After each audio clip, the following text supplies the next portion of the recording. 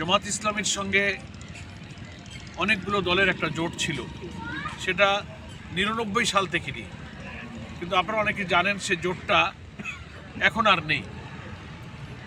2022 সালে যখন আমরা কারাগারে, আমি কারাগারে, আমাদের আমির জামাত ডক্টর শফিকুর রহমান কারাগারে, অনেক নেতৃবৃন্দ কারাগারে, এই সময় জোটের অন্যান্য দলগুলোর সাথে আলোচনা না করেই জোটটাকে ভেঙে দেওয়া হয়েছে। কত সাল সেটা? 22 সাল। এখন কত? 25 সাল। তো এই জোটটা ভাঙার যে পদ্ধতিটা, যাদের সঙ্গে জোট করা হয়, আমি যদি 5 জন 8 জন 10 জন করি, তো তাদের সাথে আলোচনা করে করতে হবে না? এই ধরনের কোনো আলোচনা হয়নি। এবং আমরা জোটের বড় দল জামাত ইসলামী তখন কারাগারে, আমির কারাগারে, সেক্রেটারি জেনারেল কারাগারে, অনেক নেতৃবৃন্দ কারাগারে, ফলে এটা ওই সময় ভেঙে যাওয়ায় প্র্যাকটিক্যালি এখন তো আর সে জোট নেই। কেন ভাঙা হলো, কি কারণে ভেঙে গেল, এই ব্যাপারে জোটের শরিকদের কাছেও কোনো ব্যাখ্যা নেই। তো যাই হোক, এটার ব্যাপারে আমরা আর কোনো কথা বলতে চাই না। আমরা জাতীয় ঐক্য, জনগণের ঐক্য, দেশ জাতি, ফ্যাসিবাদী শক্তি, অপশক্তি, কর্তৃত্ববাদী শাসনের বিরুদ্ধে এই ঐক্যটা গড়ে উঠেছিল।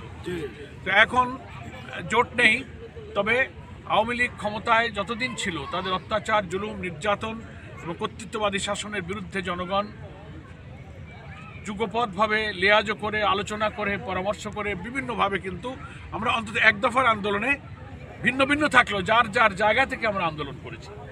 এখন সামনে জাতীয় নির্বাচন এসে পড়েছে।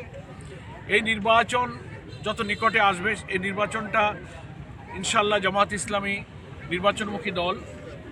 আমরা সবসময় গ্রহণযোগ্য যে সমস্ত নির্বাচন বাংলাদেশের পার্লামেন্টের ইতিহাসে হয়েছে, আমরা সব নির্বাচনে গ্রহণ করেছি এবং গ্রহণযোগ্য সব নির্বাচনে জামাত ইসলামী বিজয়ী হয়েছে। কম হোক বেশি হোক, পার্লামেন্টে আমাদের প্রতিনিধিত্ব থেকেছে সবসময়।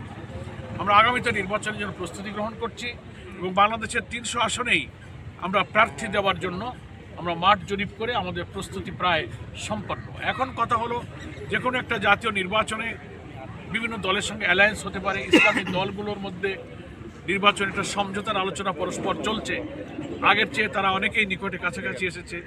এর বাইরে রাজনৈতিক দলগুলোর মধ্যে আলোচনা চলছে। তো নির্বাচন এগিয়ে আসলে অনেক পোলারাইজেশন হয়, অনেক সমীকরণ হয়, কে কার সাথে জোট করবে, 2 দল কি 5 দল কি 10 দল সমঝোতা হবে। তো সময় যেহেতু আছে, নিকটে আসলে এই পরিস্থিতিটা আরও ম্যাচিউর হবে। তো আমরা যখন কারোর সঙ্গে জোটে চলে যাব, কোনো অ্যালায়েন্স বা সমঝোতা যখন হবে, তো যাদের নিয়ে আমরা করব তাদের তো কিছু সিট ছাড়তে হবে, 2টা 5টা 10টা 50টা।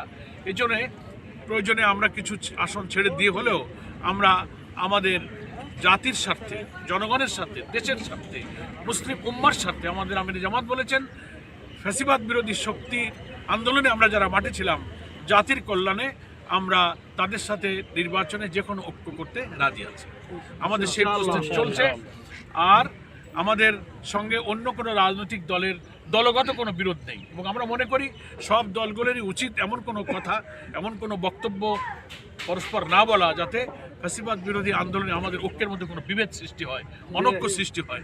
আমরা 5ই আগস্টের চেতনাকে অটুটভাবে ধারণ করে, যেভাবে আমরা কর্তৃত্ববাদী শাসনের বিদায় করেছি, এই চেতনা অটুট করে আমাদের গণতন্ত্রের পথে, আমাদের একটি কল্যাণ রাষ্ট্রের পথে, একটি সুবিচারপূর্ণ রাষ্ট্রের পথে আমাদের জাতির যে অভিযাত্রা, সেই অভিযাত্রাকে আমাদেরকে সফল করতে হবে।